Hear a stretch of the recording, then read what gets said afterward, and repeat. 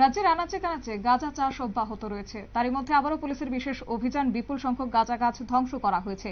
সিদাই থানার ঈশানপুর স্কুল সংলগ্ন নয়াতিল গ্রামে পুলিশের বিশেষ অভিযানে যদিও অধরা রয়েছে বাগান মালিক। জানা গেছে যে 30 অক্টোবর সুন্দরটিলা পুলিশ ফাঁড়ির ওসি ধ্রুবজয় রিয়াং ও সিধাই থানার আরক্ষা কর্মীরা যৌথভাবে অভিযান চালিয়ে ঈশানপুর স্কুলের পেছন দিকে নয়াতিল গ্রামে গাঁজা বিরোধী অভিযানে নামে। এই অভিযানে মোট 15,000 গাঁজা গাছ ধ্বংস করে দেওয়া হয়। সিদাই থানার ওসি নিয়ে কি জানিয়েছেন শুনুন।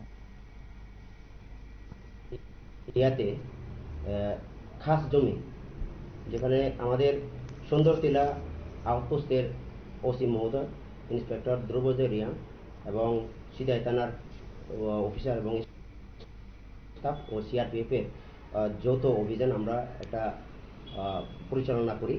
যে যৌথ অভিযানে আমরা প্রায় 15,000 কাঁচা গাঁজা গাছ আমরা ওই এরিয়া থেকে আমরা ধ্বংস করতে সক্ষম হই।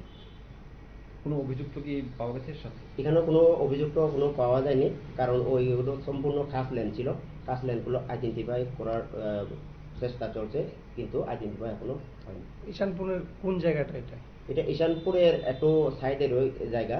হ্যাঁ, একজ্যাক্ট লোকেশনটা আমি এখন এখান থেকে বলতে পারছি না, কিন্তু ঈশানপুরের এরিয়াটা খাস ল্যান্ড। সিদাই থানার ওসির বক্তব্য আপনারা শুনলেন এবং তিনি দাবি করেছেন যে দিনের এই অভিযানে 15,000 গাঁজা গাছ ধ্বংস করা হয়েছে। সরকারি খাস জমিতে এই গাঁজা বাগান গড়ে উঠেছিল, তবে কাউকে গ্রেফতার করা সম্ভব হয়নি। এই খাস জায়গায় কারা গাঁজা বাগান করছিল তার তদন্তে এই মুহূর্তে নেমেছে পুলিশ। নিয়ে নিচ্ছি ছোট্ট একটি বিজ্ঞাপন বিরতির সঙ্গে থাকুন।